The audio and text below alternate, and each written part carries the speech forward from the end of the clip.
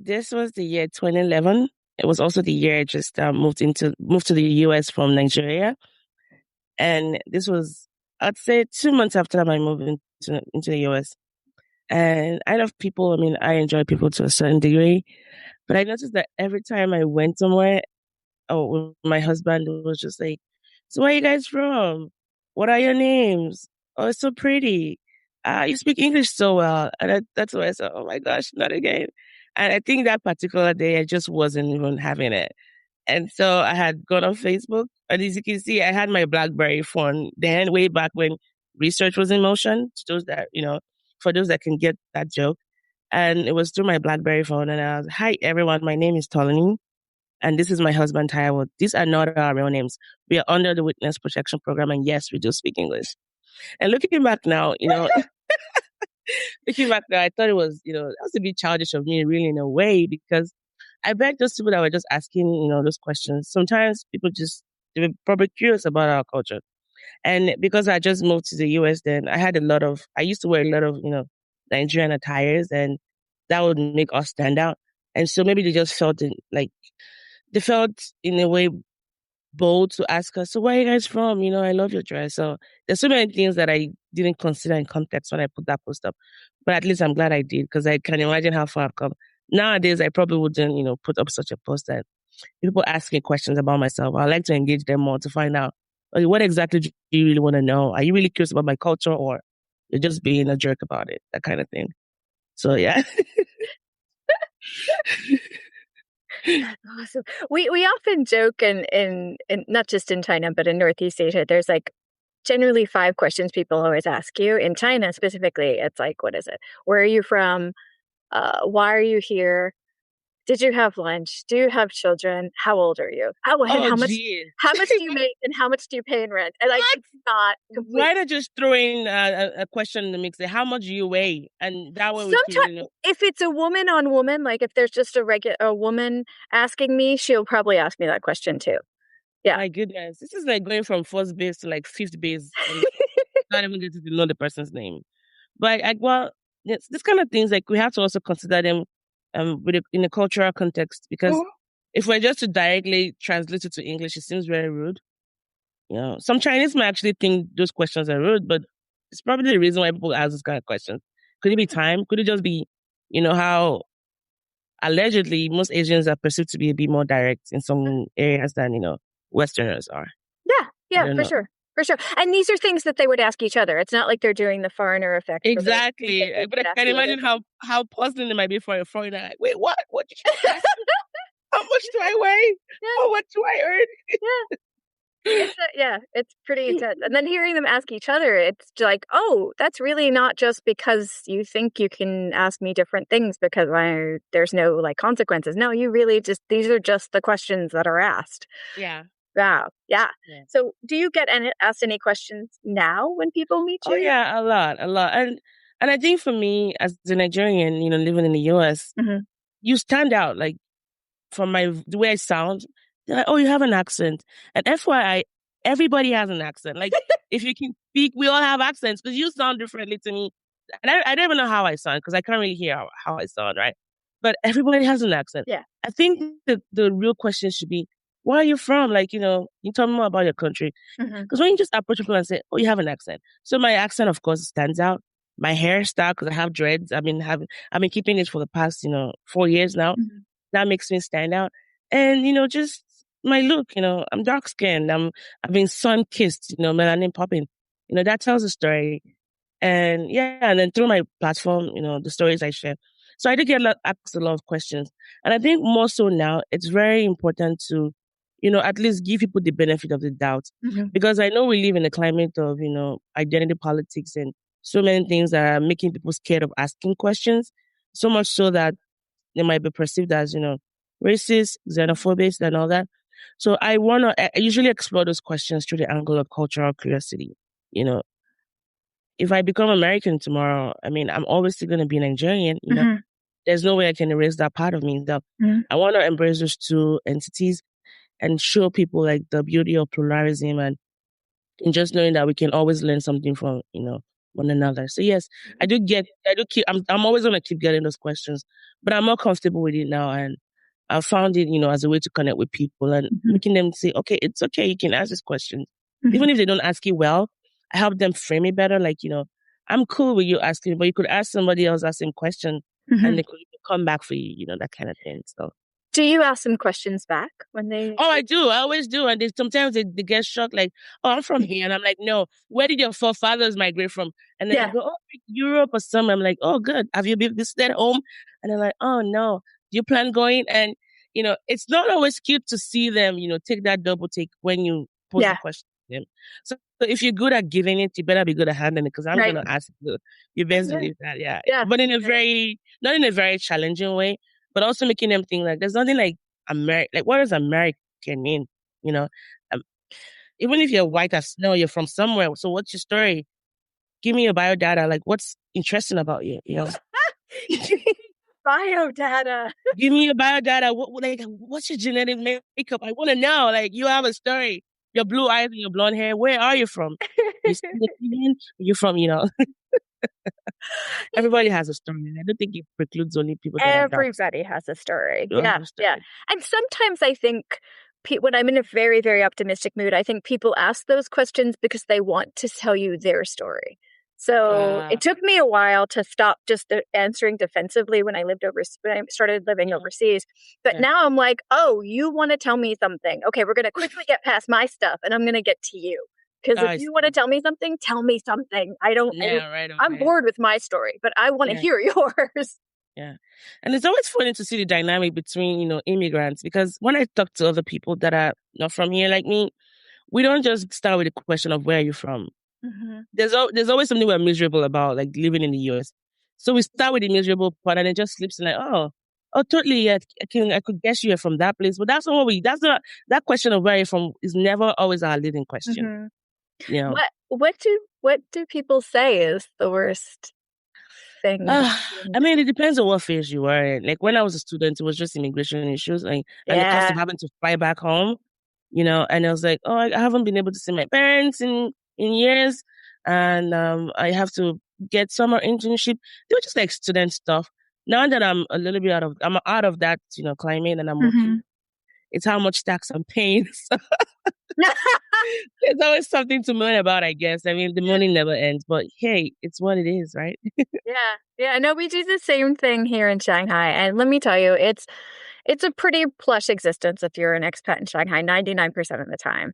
And it's not necessarily true for the migrants within the country who come into Shanghai for work, because their jobs are not quite the same as foreigners that come in, which is a whole level of bullshit I'm not going to go into. Yeah. But for foreigners from outside of the country who come in, generally those jobs are really good. So when we start, I catch myself pretty quick because I'm like, look, did you have a job better than this in your home country? Because I sure as hell did. Probably not. So I'm going to kind of cut this short and move on to something else, because I'm like, nah, this is a very good situation right now. Well, let's move on to the next one. Sure. The next one I would like to share would be, this was September 30th, 2011, and this was a month and some days after I moved to the US. And it was also through my BlackBerry. You're going to be seeing a lot of BlackBerry posts on here. And it said, it wasn't until the day I walked all the way home that I realized how fast cars go. So, for those that might not really know, like usually for those coming here to pursue a PhD program, which I did, you probably had a career way back where you were coming from before moving to the US. And then coming here as a grad student, as an international grad student, there's so many things that you have to like adjust to. And for me, it was just, the financial aspect of it. I had a good paying job back home, but coming here and having to rely on stipends, and then my country being, I'm Nigerian, by the way, my country being, such, oh my gosh, an interesting place where, the economy is very stable. The exchange rate of my currency, this is in Naira to the dollar, was just, really a bit, well, it wasn't as bad as it is now, but then it was still substantial. So just having to like live below what I had been always used to. And so, almost like going from like a middle class to like I won't call it a low class. Like technically grad students are below the poverty line. I think we all should qualify for some, social security and, Right. and food Yeah. stamps and, benefits and all that. So, that meant, I couldn't afford to buy a car, until like, I think the second year or so. So I had to rely on the buses a lot. And Yeah. that was really humbling for me because I wasn't used to that, in Nigeria. Well, solely, I think. And I think here it's a little bit difficult because sometimes the buses don't go everywhere you want to go, you know. And I remember that day I had gone studying in the library and I wanted to go home, but I missed the bus, And this was before Uber, by the way. This was 2011. So imagine that. So I had to walk all the way home. And it wasn't as sad as it sounded, In fact, I could have probably called a cab or something, but that's going to cost me about maybe $20, which was a lot of currency back then. So I walked all the way home and it really humbled me because I realized that this was just like a one-off moment for me. But imagine people that had to do that almost every day, So, yeah, that was just what happened that day. Was it down now? No. I'm looking up. I don't know the currency in Nigeria, and it's Naira, Naira. Wow, it looks beautiful. I love it. Every place else in the world has beautiful currency except the U.S. It's beautifully weak. It's beautifully weak. Okay, but the colors are beautiful. The colors are vibrant. Yeah, in the US, all the dollars are like the same color, which I think, that needs to be revamped, but same color, same size. Yeah. So same size, yeah. What were you doing in Nigeria before you went to grad school in the US? What jobs? So I'm a pharmacist by profession. I don't practice anymore. I do research now. So then I was working, I worked with Chevron for a bit. And then I worked with Harvard PepFar, which is like a HIV clinic in Nigeria. Well, in developing countries to reduce the incidence and the mortality of HIV/AIDS in developing countries like Nigeria. Yeah. So I worked as a pharmacist there with patients that had HIV and opportunistic infections like tuberculosis. So I had a good paying job. I was doing quite well for myself. Yeah. In Nigeria. So coming to grad school was a step down for me in financial, but it's kind of like that dip you go through, but then that you're still going to come back up and do a lot better. But I'm doing a lot better than I've ever done in my life. And that's a good thing. Nice. And that's what should happen with education. I know that's what you should expect, which is why for me, and I think as a grad student that isn't from here, I need to acknowledge my privilege in that I didn't come out with a lot of student loans. I have friends that went through college here and we were in grad school together. They had to, they had the burden of paying for their undergrad, college loans and then their grad school. Some of them had loans. Yeah. But I don't have any student loans, so I'm just putting that out. Oh, I'm so jealous. I do for my undergrad, but my husband was very smart. He knew that in the U.S., if you find a program that has what you want, that has like a fellowship where you probably did something like this where you like teach or do some sort of research where you get tons of it. Yeah, you get tons of it waived. And that's what we ended up doing for the master's and the 2 years of the PhD that we did. So I have very little debt from my graduate school, but I have tons from my undergrad because I just didn't realize how much I was accumulating. And how I think the college debt issue here is a big deal here. I don't think college should be that expensive. No. Like what people pay in a whole year, that funded me through all of my 5 years in pharmacy school. I used to pay maybe like $300, $400 for my tuition, yearly. And that was still considered a bit, pricey, Wow. I know. Wow. I remember when I went to Cal Poly in California. It's a state school. California Polytechnic, is that right? Yeah. California Polytechnic State University at San Luis Obispo. Quite possibly one of the longest names for a university. It's a state school, and I graduated in 2001. So I remember the fees being about $700 US per quarter. We were on quarter, not semester systems, so there were at least 3 quarters a year. So I remember that being cheap compared to a lot of other places. But then the cost of living in coastal California, especially as someone in her mid-20s who didn't want to live in a dorm with 6 other people, and who wanted to have a car and all that kind of stuff. It just, I think most of my loans honestly came from lifestyle, not necessarily from school. Oh, except for the science books, because those creatures were evil. Like science books were like $200 a pop, and they kept changing editions. So you had to buy the new ones. And I'm like, you guys are making it difficult to get an education. But yeah. No, it's crazy. It's crazy. So did I hear you right that you had a degree in pharmacy in Nigeria Yes. and then you came to the US and did you redo the same kind of degree? Yeah. So no, in Nigeria I had similar actually. In Nigeria I got my degree in my bachelor's in pharmacy, and then I came here and got a master's in, they call it pharmaceutical sciences, and a PhD as well. But the description will be health economics and outcomes research. So like policies, pharmacy administration. Different programs have different names for it, like social and administrative pharmacy. Yeah. Sure. But my PhD degree says, my diploma says, PhD in Doctor of Philosophy in pharmaceutical sciences. But it's, it's a very broad, concept, because they use the same wording for those that did, pharmaceutical chemistry, pharmacology, and all of that. We just fall under that broad term. But then if you ask me or look through my CV, you can have a vibe. Or she's a health economics kind of person. Yeah. Sure. Wow. All right. Should we go to the next one? We go to the next one. Remind me how many we have so I can time. Wait. Say again. How many do we have total? Oh, I think I can do like 3 more after this one. Yeah, because I gave you about 13, but I think some of them are like I was able to eliminate some of them because we're similar stories. Oh, okay. So this one is quite long, so brace yourself for it. And this was September of 2011. A lot of gems were dropped in 2011 that were a bit more personal than I think I would ever share. So, and this wasn't through my BlackBerry. I probably sent this post out through my computer or something. So it reads, people I want to talk to right now are so distant from me. Everyone, just like me, has got carried away and so engrossed with their busy lives. Life was a lot simpler way back when we had no worries in the world. Wherever you are, if I have ever touched your life in any way, remember that this status is dedicated to you and the memories I have left of you. So this was way back before WhatsApp, before Facebook Messenger became a thing, before Instagram became, very popular, and before Twitter became in that place where you could go attack people.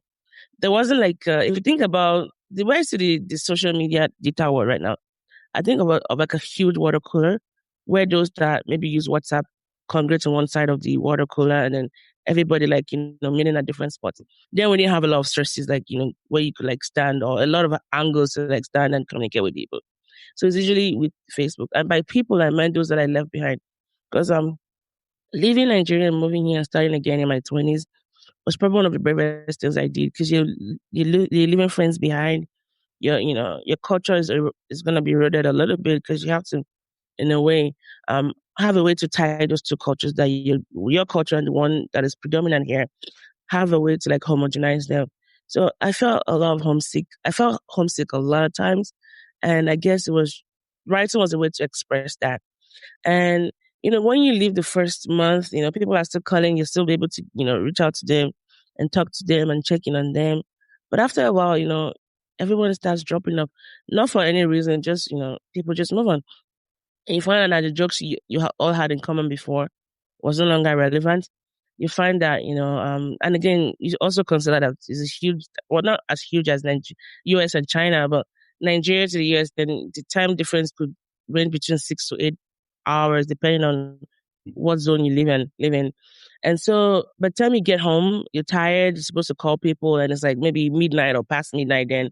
And so it just dawned on me that all the friends I had made in my 20s, like leading up to my 20s, I don't really have a lot of them, around me anymore. And, and I'm a very social person, and I get energy from people. I'm more extroverted than introverted.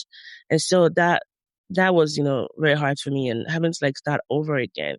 I mean, I still was able to keep in touch with people, because I have friends that we don't talk all the time, but anytime we find ourselves again, it's like we never even parted. But there's some friends that I wish I could see every day and, talk to every day. But so that was that post, It was a little bit melancholic, and it just reflected the state of mind that I was in, homesickness. Right. Yeah. I identify with that so much. It's ridiculous. I don't know. Okay. You're from Lagos, right? Mm-hmm. Okay. So how is it like there? Like when people go through like their schooling and they finish university, do they usually stay in the same place, or do they move around the country a lot? Well, it depends. And I said this. So there's a program that is built in, like, right after college. there's a mandatory program is supposed to, the way in Korea where they have like the 2-year mandatory military service is supposed to, we have a 1-year paramilitary training and everybody has to, man, women. Oh, yeah. And the idea behind that was to send you from wherever you were, like a bit of, getting like acculturated to other parts of Nigeria. So I grew up in the Southwest, but I was sent to the North, And so you have people that would stay back wherever they were posted. Maybe they built ties there. And so that was a way to like get people transplanted to other communities they probably wouldn't have any business in. And I thought, it was a good model in a way, but then it had some challenges. So yes, but for the most part, I live in Lagos. It's such a center of attraction and excellence, and that's like the slogan for it, center of excellence. People tend to want to go to Lagos a lot because it's kind of like New York. They feel like if you make it in Lagos, you can make it anywhere. So as a result, there's a mass migration and overutilization of resources. The roads are very good. There's traffic everywhere. Pollution is like skyrocketing. And the sad thing about that is that most of these other areas that could have been developed, if people have stayed there, are not getting all the resources they need. So for the most part, because I'm from Lagos, I can say, yes, people don't tend to leave Lagos. But else something is really, the number of people that leave Lagos compared to those that are moving into Lagos, it's almost negligible. So almost like people move into Lagos almost all the time. But I've hardly had friends that would leave Lagos. For those that would leave Lagos, usually it's for maybe other better places, like maybe Abuja, which is like the federal capital territory, like your DC. So like imagine someone living in New York to DC. It's still the same, vibe and high cost of living, or people that just traveled out of the country. Yeah.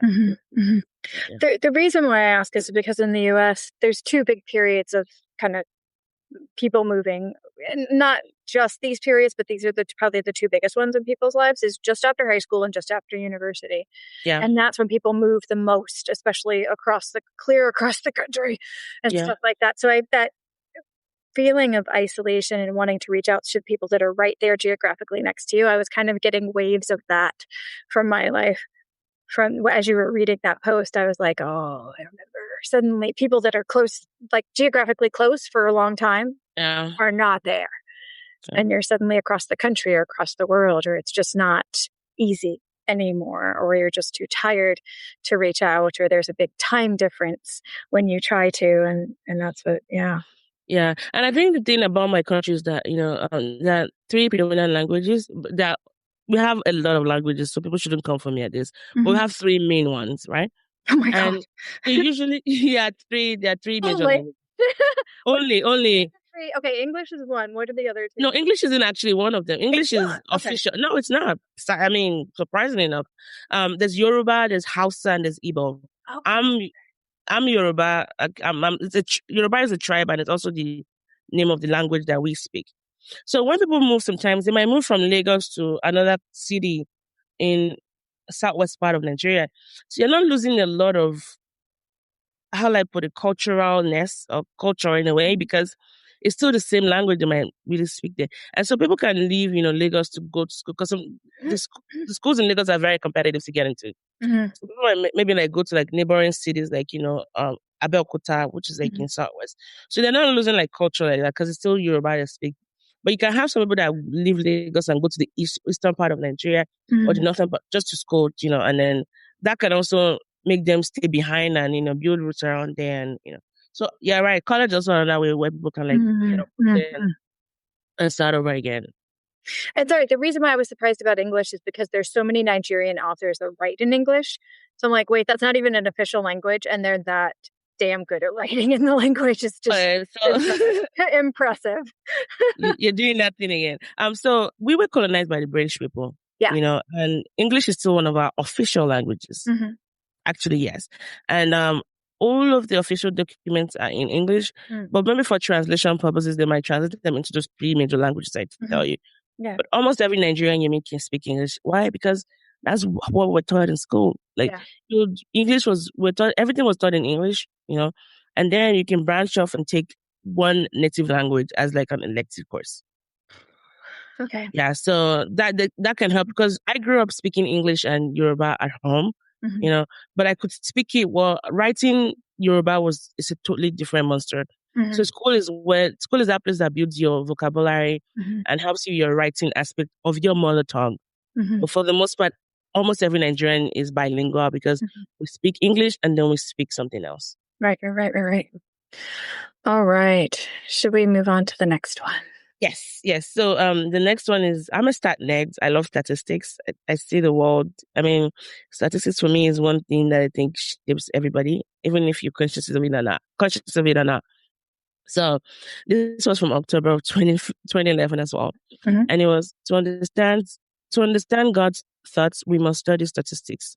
For these are the measure of his purpose. And it was written by Florence Nightingale. And I love that post because, I mean, everyone knows Florence Nightingale as a nurse, but I'm sure most people don't remember that, she was also a stat head. And for her, I think when I got that post from probably one of my stat professors when I used to take stats back in school and in grad school. And I never for once, thought that Florence could say that kind of thing. Because I didn't know anything about her. I just knew her as someone that was, a compassionate nurse and the model nursing after her and all that. So, but on reading more about it, I realized that for her, statistics wasn't just a subject, it was a religion, and that really made me connect more to her because I love stats.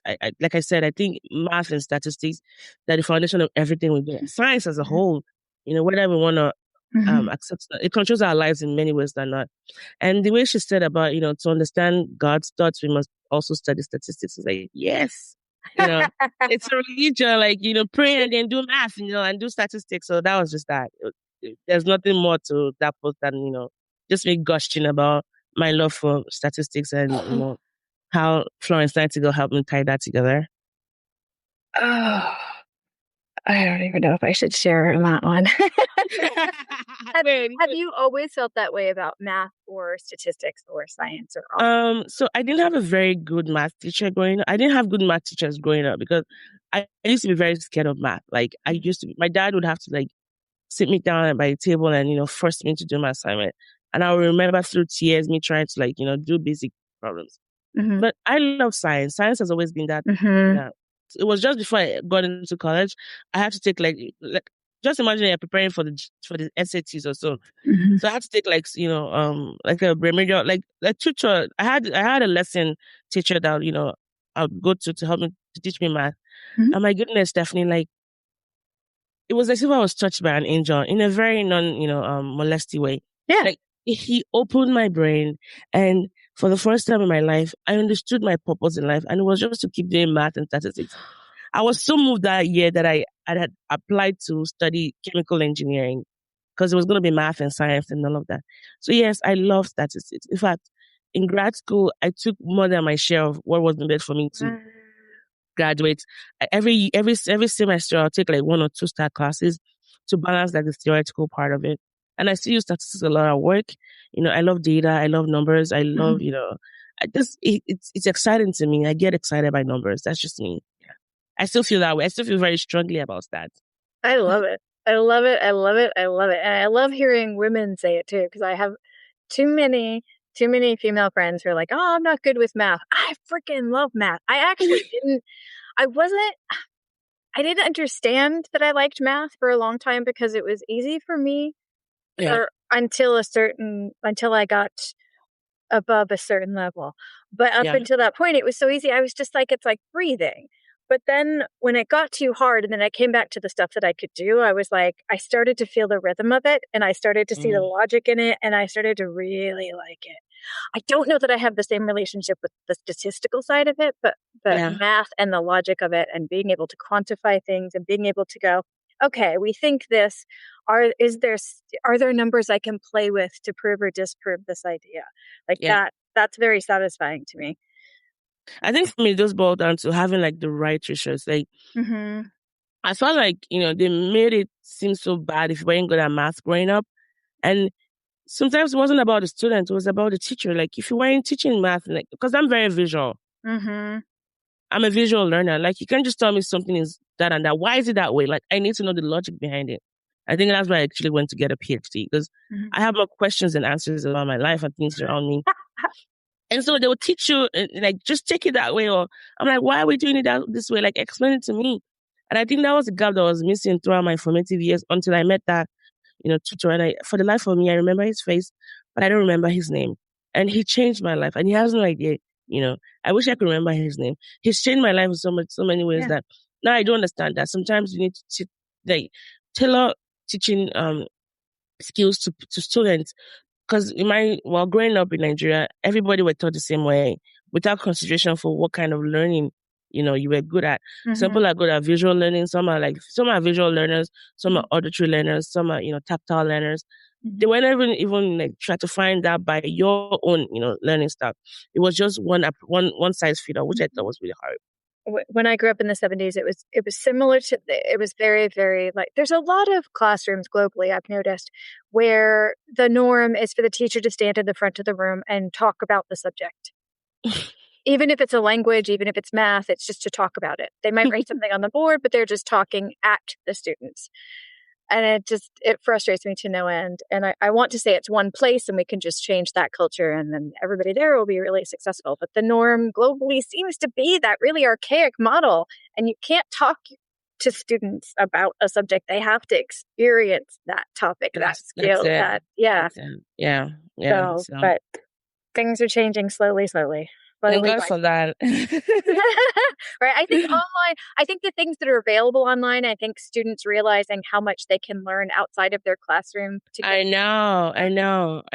So the internet was probably gonna, save us all at the end of the day. I hope so. Hopefully. As long as people don't spend too much time on social media before it does, I guess. I know. Speaking of social media, let's go to the next one. Ta-da! That's a good thing. I'll give you that one. I think I have two more. This one is really short. To be or not to be an organ donor. So this was September of 2016, or September 16th. I remember I had gone to the DPS or the MDV or model MVD. DMV, thank you. See, my brain it's morning here, so for those listening, I can rise and shine, but not at the same time. So I had gone to get my license, and there was a form you had to fill, and they asked me if I wanted to be an organ donor. No one has ever asked me that in my life. I mean, in my country, we don't carry cards about our persons, just indicate whether we're an organ donor or not. And it made me pause a lot. Like, these are real ethical issues that can, be helpful to people, but I just felt like, right, because, when you're filling your forms, for your license, you have to do it quickly. You had no time to be like, hey, by the way, can I just go home, give me 30 days to think about this, put my life and affairs in order, and then I'll come back at you. And so that question was, it made me pause a little bit and just think about the implication of doing this or not doing it. If I was going to do this, it was going to have a lot of implications, not just for me, for those that will be there when I leave Earth and die, and what their responsibilities are going to be like. And of course, there's always that public desirability for those that are registered organ donors. People tend to look at you as altruistic and all that. So, yeah, I mean, that was what that post was about, to be or not to be an organ donor. I felt a little bit, like I was included in something. Because another aspect of that was, as an immigrant, you find yourself excluded a lot of so many things. Mm-hmm. And so there was a cynical part of me that thought, oh yeah, well, I'm not good for your green card, but I'm good for my organs are good for you guys, right? All of a sudden, I'm as American as I can be because I can give you my organs or things like that. So yeah, I mean, it was just, the post evoked a lot of, emotions in me. And yeah, that's all about that. That's wild. What did you end up picking? That's a very good question. I didn't do it because my husband was freaking out. I was like, no. Okay, so you're in Alabama, right? No, I'm in Oklahoma City. Oklahoma. So yeah, then as a student, they give you so the first year you get 1 year. And then when you come back and renew it, for real. When you come back and renew it, it's tied to your I-20, your duration of stay in the country. So I got 5 years afterwards. And then when I came to Oklahoma City, I was on a H1B, which is a Canada visa category for those that are employed. I got for 2 years because that was the extension of my H1B. But now that I've switched over from a visa, I'm no longer on a visa. I have, quite a lot of years on my driver's license. So yay, I don't have to go to DMV anytime soon. Do you think at any point in the future you would switch it to yes? And you don't have to answer that question. But yeah, I mean, I've been considering a lot of things because I donate blood regularly. I do donate blood regularly, and then for me, I think at that time, even though it made me think about it a lot, but at that time, I felt like I was gonna rush into saying yes, but that's been 8 years since then. And I think it's time to have that conversation. And thanks for the reminder. It's time to have that conversation with my husband. I do believe that, when you die, because I'm Christian, when you die, your body stays on earth, but then I'm still alive. My soul is still alive in heaven and all that. So, my earthly body is just a vessel, and if it's going to help somebody, if they can actually take my brain and, I'm studying for science and improve the world, because my brain, is amazing. I have an amazing brain. That, selflessly speaking, of course, because, it's all about, what you're contributing to humanity. Of course. My eyes, I have wonderful eyes, and yeah. And my heart is so, I have a good heart, like warm heart, like, well, that's the physical part of it. But yes, I'm more likely to say yes now if I'm asked that question. And I think, I think it's, I can see how that could be beneficial. And I know it's never going to benefit me as a person, but the fact that it's going to change someone's life in the future or whenever that happens, whenever God says, I think it's something we should all consider. But consider carefully, not because you just want to feel good about it. Because these are big implications. And I feel like your next of kin, give them that, let them buy into the idea as well, because they might be the one having to do with all of this, when you go away. Yeah. Yeah. No, that's an interesting point. As an American, I grew up with that, knowing that. Like I was the youngest in my immediate family and bigger family. And so I constantly heard people talking about getting their driver's license and all these things. And you'd look at their license. And so seeing the donor card was kind of a normal thing growing up. Yeah. But if you're coming into the country not being used to that, it's not in the driver's manual, I don't think. No. It's not. It's just right there on the form. I'm like, wait, what? I think you want to think about that because that's a very different. I didn't see that coming. Yeah. The last thing you want to do when you're about to take your driver's test and you're all nervous is to think about what I'm going to do when I die. Like that's I know. really deep conversation you want to have, not with the paper in like 10 seconds. I needed like a glass cup of strong whiskey to like go with that because it feels like that should be like that, and like the idea of a will and like all these things should be thought about together, not when to turn, when you can turn on a red light, how much distance you should have with the car in front of you. Those are not things that have to do with my organs when I'm dead. You're very right. Yeah. I mean, I guess I wish there was a better way of, especially for those that are not from here, because that made me step back a little bit like, that one, there's a possibility of doing this. And then why should we rush it over, right? It's the kind of like, you like somebody and then you go on a first date and you want to, have sex together and you're doing it right there by the bus stop. Like, no, like, let's go somewhere infinite and, sit down and talk about this thoughtfully, like what our expectations are going to be. I feel like it was rushed. And so that might make people like me that could have done it right there and there pause for concern. And I feel like they probably need to do a lot more as far as for those that are not from here, letting them know the importance and what it entails. It was just a line with yes or no. And I'm like, this is a lot. Like for just me ticking like one path that can, change my life. Like I need more information. Who do I talk to? But it's a DMV, people don't talk to you there. And for the listeners, Mo, during that entire sex analogy, had a completely straight face with no smile. And I could... Oh. Oh my gosh, how did you do that? I'm sorry, I was just going straight for the point. That was just like an analogy of the way. No, you just threw me because you were like, with my religion, blah, blah, blah. And then suddenly we went to having sex outside a bus analogy. I just was like, what just happened? Oh, sex is beautiful. I'm just throwing that out there. Of course it is. Woo! No, but yeah, all of this being that it's a really big cultural difference. And I wonder if anybody has told the DMV this so they could put it in the stinking thing. I know there's more quote unquote Americans taking the test than immigrants or international students or what have you. But still, I mean, that needs to be in there. I know, right? I hope they're listening to this now because you could get a wider pool of people. or even having like a public group and having those that have benefited from organ donation come tell their stories, Yeah. And maybe those that have donated, so some things you can donate that wouldn't like take away stuff from you.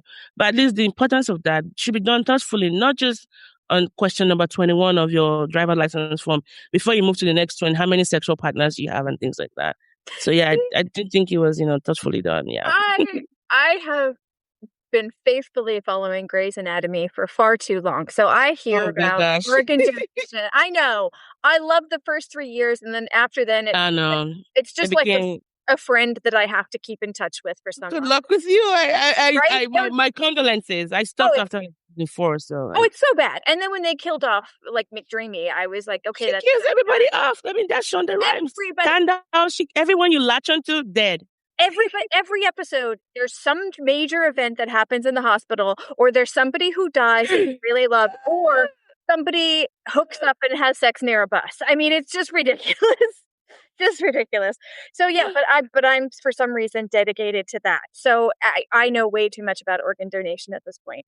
But when I moved, it's funny because of all the countries I lived in outside the U.S., it's when I moved back to China 2 years ago that I started to look around at the traffic and the questionable driving practices that I finally went, I don't think they have that as part of their driver's license or as part of their ID card. I don't think there's a thing to tick. And I actually thought of that in my brain. I was like, I don't think I've ever heard anybody say that there's a thing where they could volunteer to donate their organ. It might be automatic. Maybe they have a separate department for it. I don't know. And I wouldn't even know how to broach that with the local friend. Hi, what happens to your organs when you die? That's an interesting. I'm in a podcast brunch group, and honestly, if it comes up in that group, I'd be more than happy. Like if we're talking about medical services or something, I'd be like, hey, I wonder, in the US we do this. What do you guys do with your organs?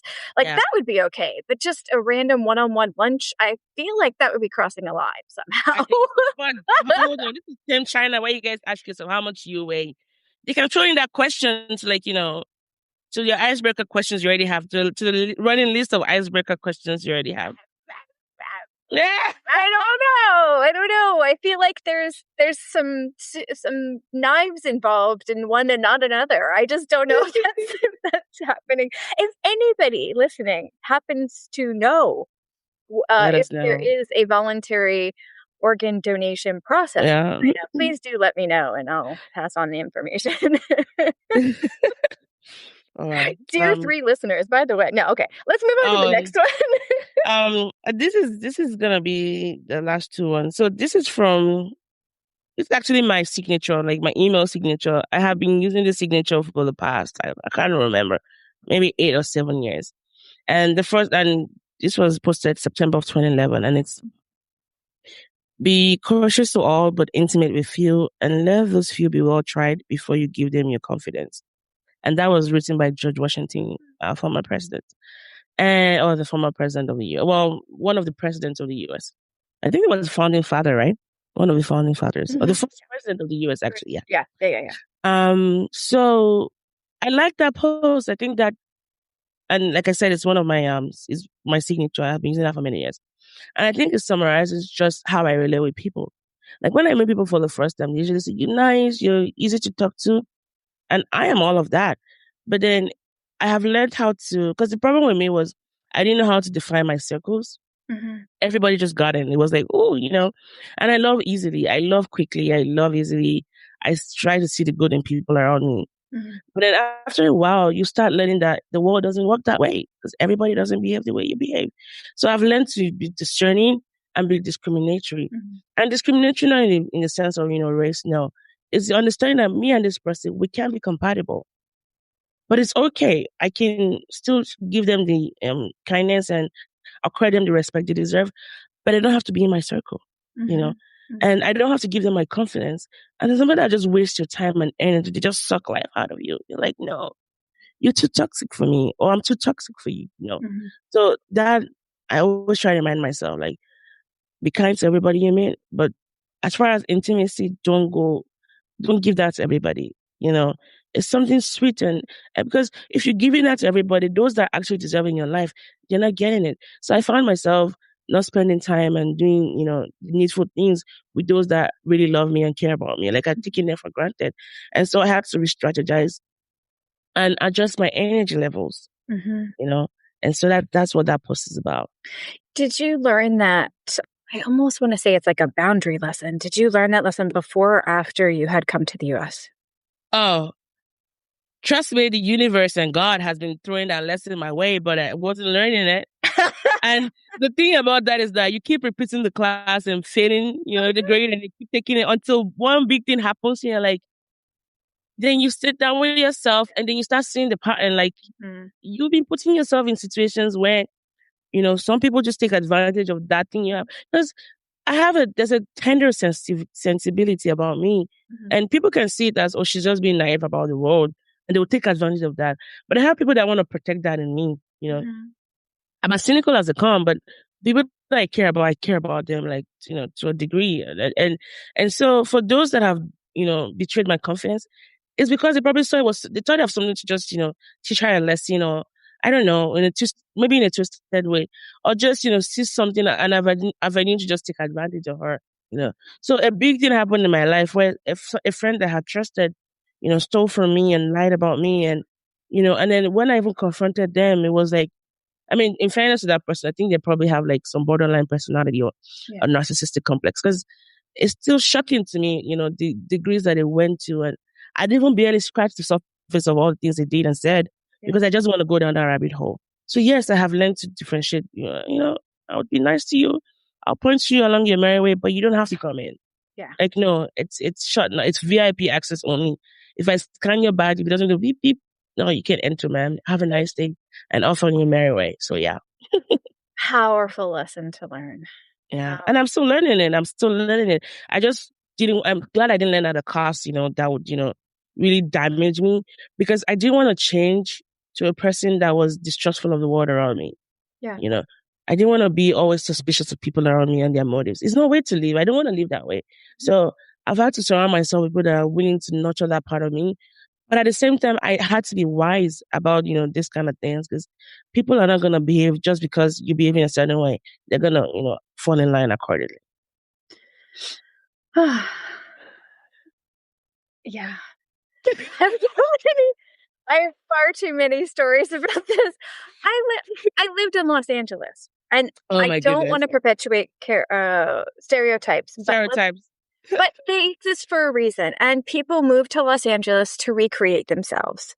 Yeah. And to be, many times, to be in an industry that is make-believe. And I moved from the East Coast, where people are very blunt and in your face, to a place where people generally tell you what they want to become. And in my early 20s, I was 21. And so it was really hard to distinguish reality, like what somebody is versus what they're telling me they are. I had to learn pretty fast, because it started to be not dangerous, but just unhealthy. Not safe. Yeah. And then in your 20s, you're still exploring life. I mean, I don't know what your 20s were like. My 20 was I was scattered brain. I was just trying to find myself. So, and I got a lot of lessons in my 20s, but I just wasn't paying attention because there's so many things competing for my interest. Now in my 30s, I'm, at a point where I'm wiser now. But then in your 20s, there's not so much you can learn from, because you're still trying to figure out life. Well, yeah, and I had moved out there for a guy, and he was kind of the same thing. He wasn't lying, but he definitely wasn't compatible. Yeah. I think I projected a lot of stuff onto him that didn't exist. Like you were expecting them to be something that they couldn't even give you in the first place. Yeah. So I had to detach from him early. So I was floating by myself in a completely new city /state /side of the country that I was. So I was like fully supporting myself, going through school, all this kind of stuff. So the people that were being deceitful, it was kind of pulling me down when I was just barely making it. So I had to learn really fast how to, kind of differentiate who could help me, who couldn't help me, but who would damage me. And I had to really push them away. And who can be in my life and not make me one step closer to homelessness. I mean, I really, really had to distinguish that crap early. Oh, wow. But it was hard in a place where people literally go there to recreate themselves and be that recreation. Everybody, like La La Land. Yeah, it was really hard. I mean, I learned a lot of things on how to present myself physically because it was such a visually focused society, but then it was also like I had to learn how to protect myself emotionally. Very, very similar to what you just described. So yeah, I get that so much. All right. Anyways, I have one final one, which is kind of like another signature of mine, and it's also by George Washington, but a different George Washington. It's George Washington Carver. Yeah. And I think it ties to it ties to what I just said before, and this is how far you go in life depends on you being tender with the young, compassionate with the aged, sympathetic with the striving, and tolerant of the weak and strong. Because someday in life you will have been all of this, and it's so beautiful because one of the things that I've had to really learn about myself is to be kind, not just to other people but to myself, because I feel like the kindness I show to myself is almost as strong and as genuine as and powerful to those that I give to people around me. So when George Washington Carver talked about being tender with the young, when you're with younger people that are younger than you, understand that they're still trying to figure out life.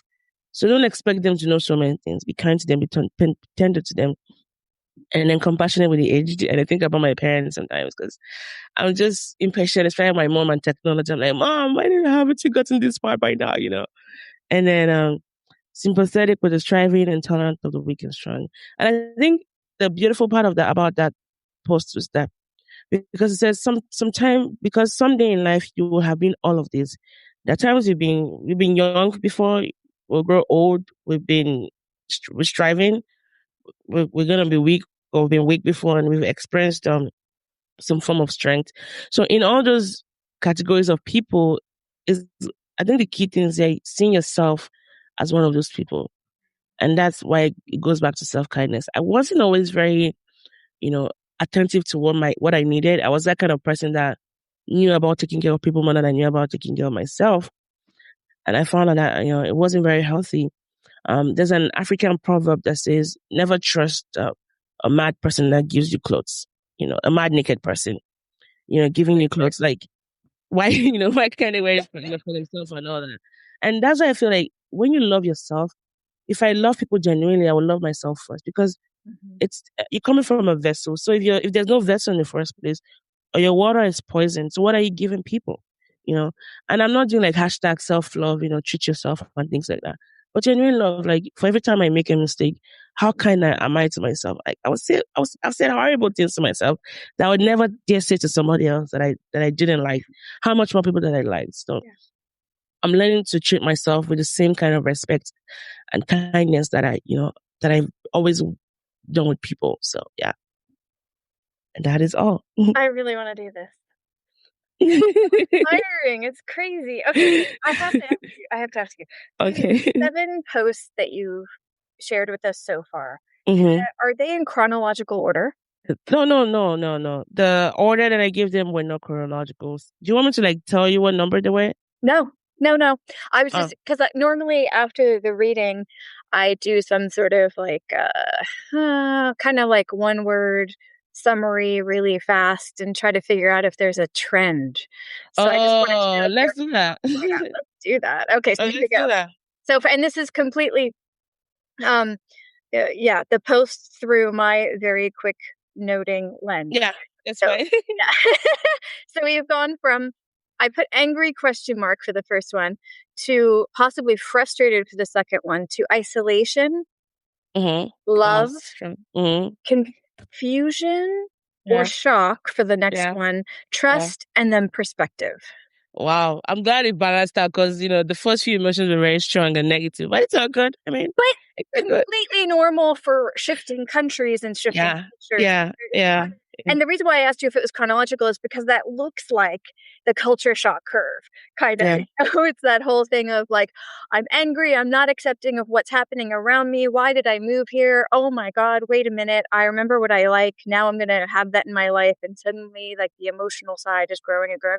It looks like the culture shock curve. Yeah. But it's a really wide range of things that you post about. Do you still post such a wide range of Oh yeah. In emotions? fact, I write a lot now. Or I've branched out a lot.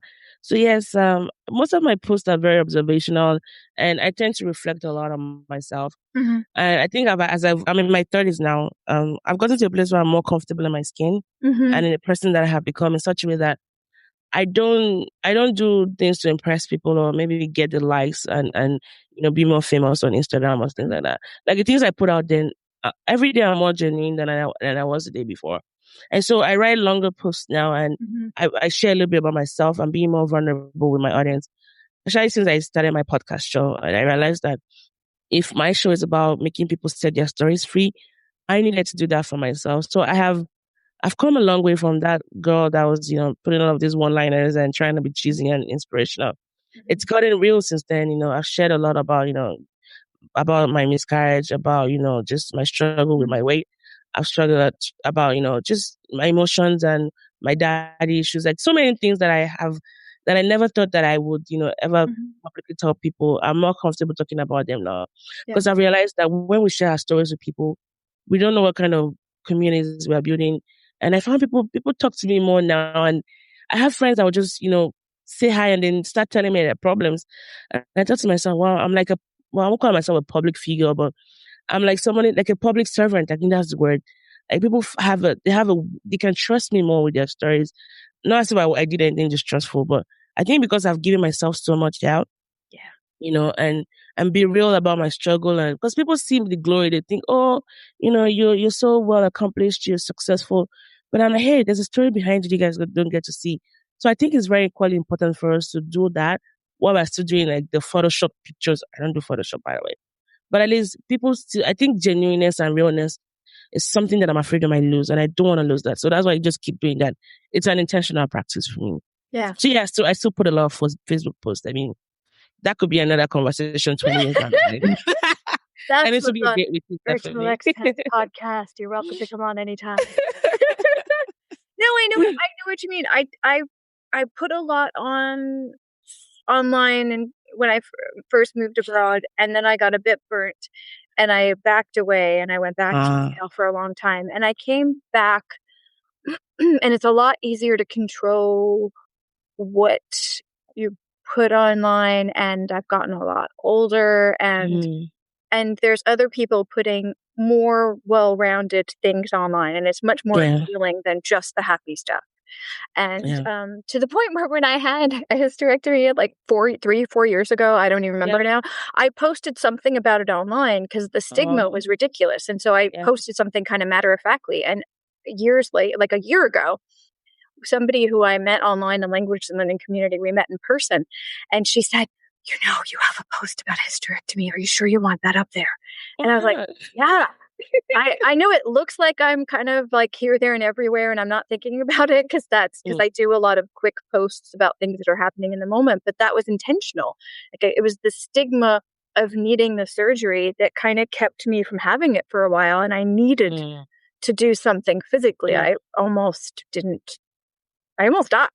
because I was so terrified of the surgery and so not wanting to go through the stigma of having to tell people this is why I need to take time off from everything, work, school, everything. And the stigma is ridiculous. It's a surgery. If a man was having a major surgery, he would not hesitate. I know, right? But because it's down there for us, it was the stigma. And I was like, no, this needs to go out into the world. Oh, good for you. I felt similar with my miscarriage post and all that because I was just going crazy in my head, like just the shame that came with it and just the struggle of everything. And I think about that. This was like December. And the second time I was having a miscarriage. And I think about just how scared I really was leading up to posting that story. Yeah. I remember my husband was like, I don't want people looking at you different. Like, he was really worried about me. I'm like, okay, it happened in 2014. I couldn't share it. And, that, almost ate me up alive. And this time around, you know what? I want to just let people know, like, and you know what? I don't even feel any way about it anymore. Like, I don't like clutch my pearls and shocking, I'm glad it's out there. And people that reached out to me after that post, I mean, it's worth it. Because this happens to people that you don't hear about it. And people are coming out of the woods. They say, me too. Well, not the other, like the different kind of me too. Hashtag, like, not that. But yeah. And, so, I mean, I feel like as long as you have a reason for doing those kind of things, it's okay to share. Yeah. And I know social media platforms are not equipped for this kind of realness, But I think those that will relate will relate. You might not make a lot of friends or make a lot of fans through this kind of post. But if it's just one person's life that is saving by just saying, I thought I was the only one, now I'm no longer alone. To me, it makes a world of a difference. And that's why I still do this kind of thing. And that's why, I'm still going to keep telling stories on my podcast and, trying to connect humanity one story at a time. Okay. I've been a terrible host. I haven't asked you to talk about your podcast. Can you tell us a little bit more about your podcast? Oh, yeah, thanks for the opportunity. Well, my podcast name is the More Sibyl Podcast, and it was started last year, April 5th of 2018. It's hosted by me, More Sibyl, and I describe myself as Nigerian-born, US educated, Korean speaking, struggling intellectual, and it's a platform to share stories and just, cultural stories on against the backdrop of so many topics. So I've had someone come share about human trafficking. She was a victim of human trafficking. I've had stories on child sexual abuse, a victim of that.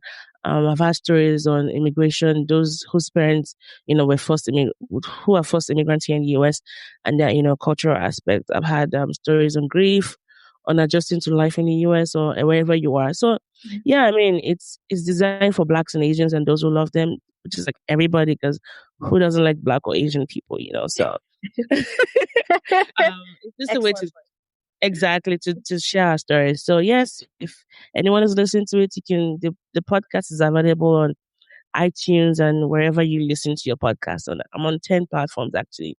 And it's quite great getting some form of momentum. If you want to come on the show and share your story, no matter how bold or scary or crazy it is, and especially if I don't agree with some of the topics we're going to be talking about, but it's okay. Like I said, I'm a public servant. I believe, I'm a vessel to communicate your words out there, even if you don't agree on it. It's okay. I'm not going to shut you down on my podcast. I'm quite agreeable. We can disagree we can agree to disagree and we'll still have fun either way. So yeah, that's what my show is about. Beautiful. Thank you. And listeners, I will have all of Mo's information down in the show notes. Or Yay. over on Podbean. Yeah. Wherever the show notes are. And oh my gosh, there's way too many podcast players out there in the world. Tell me about it. Tell me about it. And I think we should also thank Tanya for introducing us, Seriously. Wait a minute. Is that how we met? Yeah. That's right. You interviewed Tanya Crossman. Yes. Yeah. And then you saw her post on Instagram. Like, yeah. Oh my gosh, Mo, I love your show. Like, let's connect. Hey, you want to come on this show? And yeah. Yes. Thank you, Tanya. She's showing up. I'm actually editing her episode next week for Changing Scripts. She's coming up on the April season of Changing Scripts podcast. I can't. Oh, great! Can't keep my head straight. I will. Yeah, she's pretty amazing. She posted something. Did you see the lights post she did from Beijing? I did. Oh, that looks so fun. Beautiful. Yeah. Yeah. Oh my goodness, it's a small world after all. Very small world, and social media is making it smaller. So when you were writing these posts on Facebook, who did you think you were writing them to? I'm not gonna lie and be like, I thought I was writing to my future self so that, I could, no. It really wasn't. Really? No, people, how they just say hindsight to like 2020, like all of a sudden you're like levitating above the rest of us, like, well, that was a note to my future self. No. What? It was a sense of, as you can see, some of them were like a sense of immediacy, Yeah. And I think to a degree it wasn't for my future self as much as my present self, and to see how the players around me, the people around me, resonated with that person, with her, So like the post on I miss you guys, wherever, if I've touched your life in one way or the other. That was a note to my friends, and those that I felt like we don't talk anymore. Mm-hmm. We don't talk anymore, that kind of, thing. So it was always usually a sense of immediacy for me because it wasn't future tense, trying to leave notes to my future self, no. And then for some, it was just something I had learned, like the post on George Washington with the, be cautious to all and all that. Mm-hmm. That had, even before I posted that, I always used that as my signature. It was just a way to like let people know, okay, this is one of the things I believe in, and it forms the very core of my ethos and all that. So yeah, it was usually, so to recap my answers, it was for my present self, usually with a sense of immediacy, and trying to see what kind of sound bites I was going to get from the multiplayers around, like the people around me, the stakeholders in my life, my friends, my family. And then other times it was just, to share something I enjoy or I've learned. So yeah, that's that. On any of these, was there any feedback that surprised you? Oh, that would be a very good one too. But I have to like go to the individual posts to like see them. But yeah, that's gonna take time. I don't know if you have time because what I did was take screenshots of the posts themselves, but I didn't. Just from your memory, from my memory. Yeah. Oh, I think from the one of if I've ever impacted your life in a way, I think I got one. Wasn't surprising. It was just like, oh, we miss you too, and all that, and I think the one of when myself and my husband were from Nigeria. Yes, we do speak English. I think someone was me too. Like I get asked that question a lot. Well, nothing really stands out, or maybe I just don't remember. I didn't click on the comments, but yeah, I don't remember. This entire project, both the YouTube channel and the podcast, started because I wrote this blog in 2003 and 2004 when I moved to Taiwan. Yeah, and in rereading the posts. Oh my God, what I wrote about. It's amazing. There are things that I did every day that never ended up in the posts. And yet there's things in the posts that I barely remember happening. So is there anything as you were going through and selecting these posts, was there anything that you knew was happening in your life then, but that you didn't actually see in any of the posts? I think for me, it was that change in accepting that I'm always going to be neither here nor there. Mm-hmm. And the most times I've had struggles with that was when I was just trying to fight it. Like I still wanted to be as Nigerian as can be. Mm-hmm. But there were things that would constantly remind me that, okay, you're not Nigerian enough and you're never going to be American, enough. And it's by people telling me, so where are you from? That's one here. And then those back home saying, you sound differently. Or you're being too American right now. And usually when my people from back home tell you that, it's an insult. Mm-hmm. Like you started sounding American, almost like you're not genuine anymore. Yeah. And I think that really made me, I fought back a lot. I was just like, no, I'm never going to be that. I'm always going to be Nigerian. But I've come to terms with it. I mean, I came to terms with it a long time ago. But more so now that it's okay. Like, I think that's the beauty of the world that we can, globalization and all that. Mm-hmm. We can pluck ourselves from one part of the country to another part of the country. And the fact that people can see different sides of us, like, okay, I'm thinking differently now. My thoughts are no longer the same way my thoughts were way back when I was in Nigeria. Mm-hmm. I think more from a global perspective where, I just don't think of my actions, occurring in a vacuum. I think about whatever I do has a ripple effect on people around me. But living in Nigeria, I was so boxed in. And I'm not saying Nigerians are like pigeonholed people. No. For me, it was just trying to make it day by day in such a way that I didn't have any. It was almost like like everyone for themselves, that kind of mentality. Mm-hmm. But I think living in the US here and mixing with people from different parts of the world, people whose stories you've heard on CNN or whatever news outlet out there, and paints their countries as, a third world, bomb blasting country. And I realized that, no, like we all have things that, we can always relate to. So I found myself seeing people as people and not looking at them as, oh, this person is from India, so they have to be this, like stereotyping in a way. So I think that struggle to be one thing Nigerian and fight it and not be labeled not Nigerian enough, I didn't realize that there was a war brewing inside of me. And I had to shed that mentality away to become the person that I am right now. So yeah, I mean, I went home last year twice and I've had that comment a lot, like, oh, you're different. I'm like, yes, if you lived in a place for 8 years, you're going to be different as well. Of course you do. But guess what? It's okay. It's okay. I bring a new form of perspective to the table, but I'm hoping that we can still keep having that dialogue enough. My culture is something that you cannot take away from me, you know. I'm always going to be Nigerian. I might not be 100% Nigerian, like most of you would define it anymore. But you know what? It's given me a baseline to start and add more to it. And my interactions with people, you know, around here from different parts of the world has made me connected to them a lot. Like I hear anything about Korean right now and my ears just perk up because, you know, that's a country I'm so much in love with.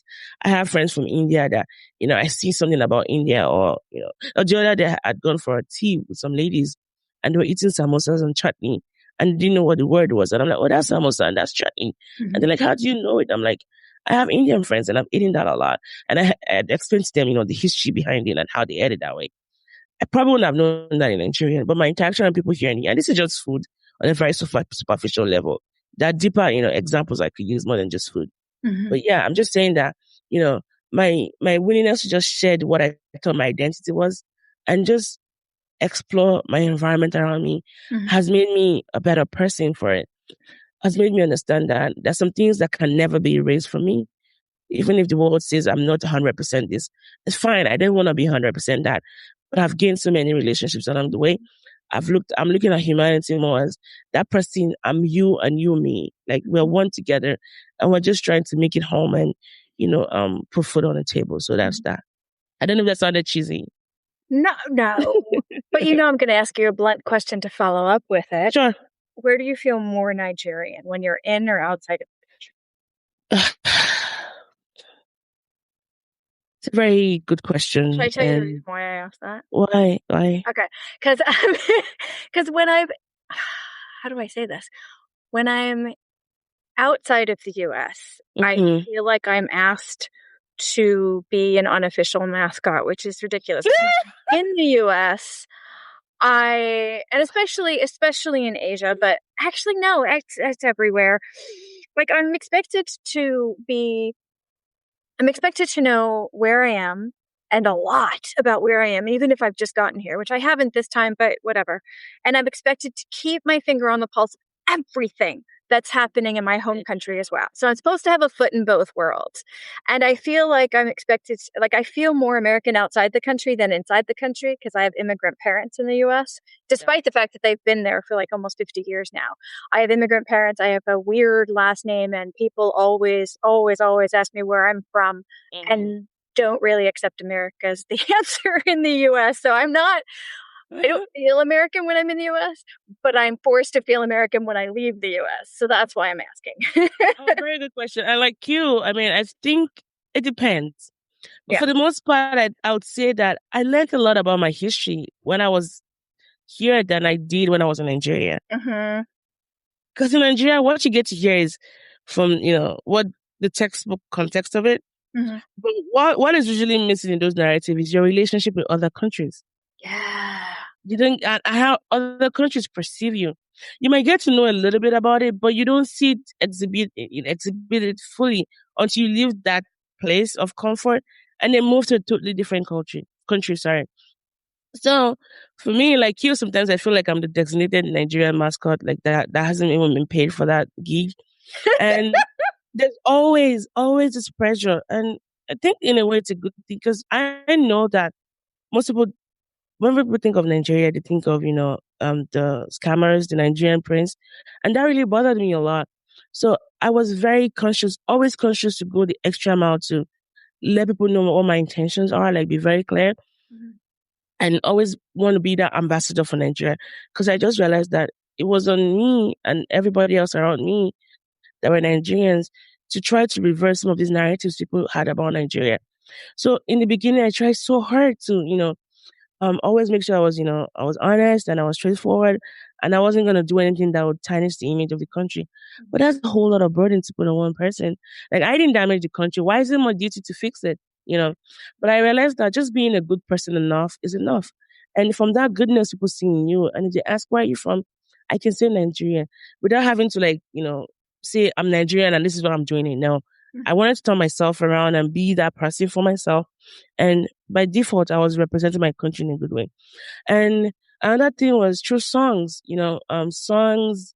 Now I follow a lot of social media handles from people that are, major key players back home, like musicians and politicians. So I'm keeping abreast. Yeah. Can I'm you keeping give abreast. our listeners some of those? Oh yeah. So there's this guy called Dr. Joe Abba. He's Nigerian and I think he has a political position. But he does a lot of youth empowerment and he's verified on Twitter. And his posts are just, the things I look forward to. And then I follow a lot of musicians on Instagram and there's Adekunle Gold who's, really good. And most of them just, they tend to promote their own brand, but some of them are very relatable. And there's some, funny skit blogs and people that like do jokes and, do parodies of political events that I follow back up. So that kind of keeps me at least abreast of what's going on because a new dance step might come out or a new slang. And sometimes you find like, I don't know this. I haven't caught up on my vocabulary yet. And then it makes you feel like, that sense of otherness starts creeping like, well, you're not Nigerian fully anymore. So that's what you get for not, being home. So I try my best and yes.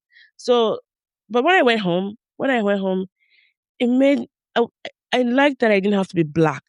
I don't know how that comes across, but I didn't have to be anyone than just me, Even walking on the road, I saw people like me, and I didn't have to feel like I was standing out. If I saw a white person while I was home, they looked like the minority, and I was like, what are you, in my head, I'll be like, what are you doing here, So yeah, it's just, it depends. But for the most part, yes, I feel more Nigerian when I'm away from Nigeria than I ever was when I was back home. And for those reasons that I mentioned. Yeah. Oh, so looking back at these, sorry, that was a sigh of understanding, not a Oh, thanks. sigh of It's okay. Looking back at those 7, is there anything that surprises you about them now? Oh, I think I mentioned that. The one of the, yes, we're from Nigeria. Yes, we do speak English. I like I said, I want to approach people more from the angle of cultural curiosity. So when people ask me, are you planning to go back? I always want to find out why are you really asking that question? Like, what exactly do you want to know? And I will try to do this because it's also you have to be very skillful and adept and not making them feel stupid for answering that question or making them, reading just additional meanings to it. So I try to really explore that state of mind so I can answer them properly. Some are really just wondering if you have families that you want to go back and unite with, but a very tiny fraction of people are just, being jerks about it, like, America and all that.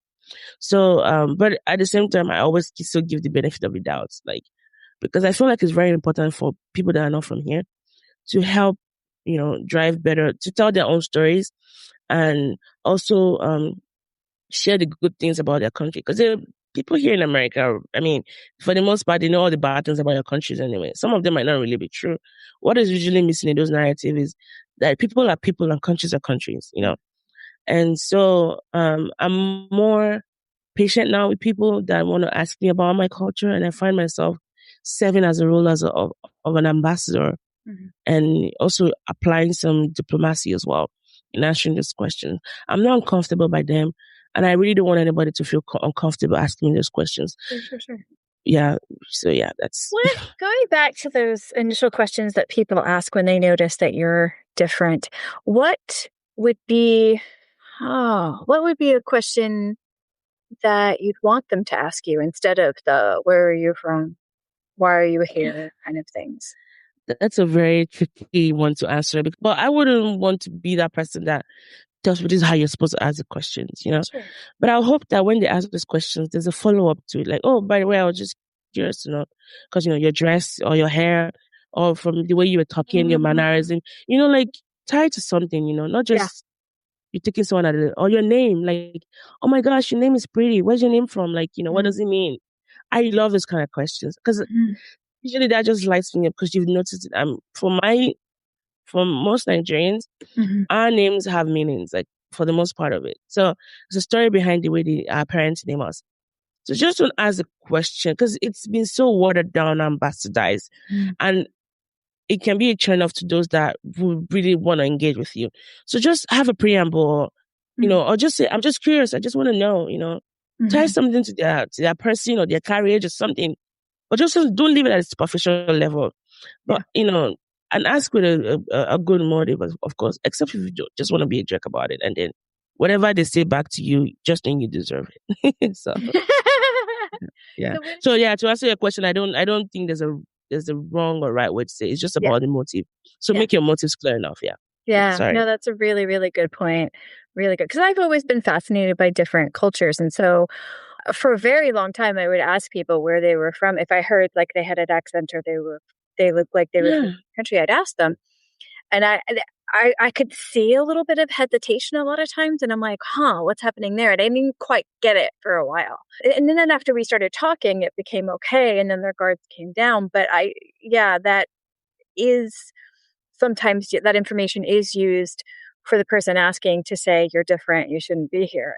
Exactly. And I think for me the humbling thing is, I speak Korean, and it's always shocking it's shocking to the Koreans I meet for the first time when I open my mouth and start speaking Korean, and they look at me like, oh, how? Like, how can you do this? How are these words coming out of your mouth? And the way they've been able to accept me really humbled me enough that, because initially I was really worried that they might think I'm just being fake about the whole thing. Like, you're not Korean, you're never going to be Korean. How dare you want to, explore this culture, express with us? Yeah. But they've been very open-hearted. And so that kindness I have received from this culture that I'm trying to adopt as a secondary culture has made me understand that we need to let people keep asking questions. And if they don't know how to ask you right, we can help them, be better at asking those kind of questions. Because at the core of it, there's always something we can learn from, one another. And I like food a lot, as you can tell. So I'm going to be using a lot of food examples. I've learned a lot from my Korean friends, how to cook rice better, how to make bulgogi and things like that. Things I probably would have, learned on my own. But I've learned a lot of things from them beyond food. And just, so if I'd asked these questions the wrong way, they can see through my intention, like this person is trying to, connect to our culture. So they want to help me out. And that's why I think that we should still always keep that avenue for questions and just cultural curiosity is the way to go.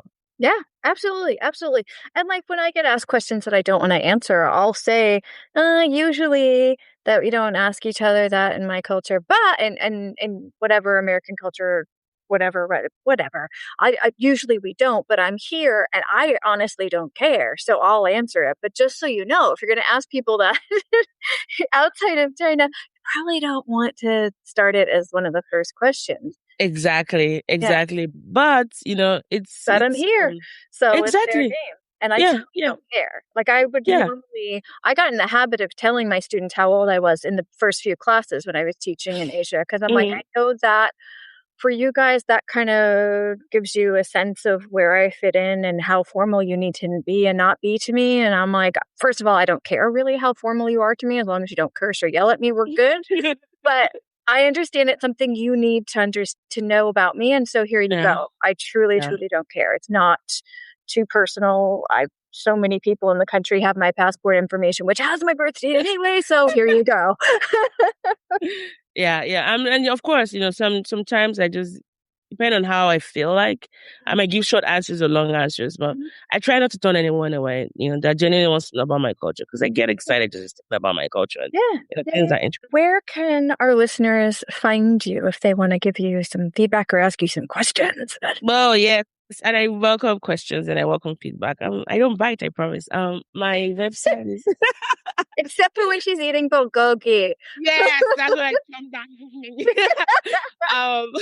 My website is www.mosibyl.com, mosibyl.com, M as in Mike, O as in Oscar, S as in Sierra, I as in Indigo, B as in Bravo, Y as in Yellow, and then L as in Lima.com. I'm also on Instagram at MOSIBYL. Twitter, you can find me on that same handle. I'm on Kakao Talk, I'm on Facebook, and I have a YouTube page. So just check my website out. It has everything about me. My pictures are there. And page. I didn't realize that. I do have a YouTube page, but I just upload all of my live videos and things like that. Yeah. yeah, so, and I'm sure Stephanie will also post those information. So please connect with me, follow me on Instagram, ask questions. And if you want to be on my show as well, you're welcome to join. She's a very good host, by the way. So. Oh, thank you, Stephanie. Oh, Mo, Appreciate it. Oh, I forgot to ask you. You were mentioning that names had very specific meanings. What is your name? Oh, yeah. So my full name, I have 12 names, by the way, but I'm not going to put you to the torture of saying all of that. So my first name is Motolani. Yeah. Motolani. And our names are I'm Yoruba, by the way. Our names are very tonal. Like it's Doremi actually. So Motolani means someone of prestige. Like I'm worthy of a prestigious person, Yeah. And Eniola is there's Ola in most of our names, and Yoruba concept is wealth. And my mom was just like, I told her, oh, you name me, Motolani, which is like someone. Ola could also mean money, and I'm like, am I supposed to be the money maker of the family? And she's like, no, it's not money, it's wealth. I'm like, you're right. And then I threw her leg about that. And then my middle name is Eniola, and that means, someone of wealth, someone of prestige. So yeah, those are the things between my two names. I have, like I said, 12 names, but those are my first and middle name. Wow. 12? Is that? It's not standard. It's not standard. I was the only girl in my house, and I think my parents probably knew that I was going to be the only girl child. And, being the first child, from my parents and all that, I felt like I got named by several people, like my grandmas, my grandparents from my paternal and maternal grandparents named me. My mom's sisters named me. My mom named me. Of course, my dad named me. Of course.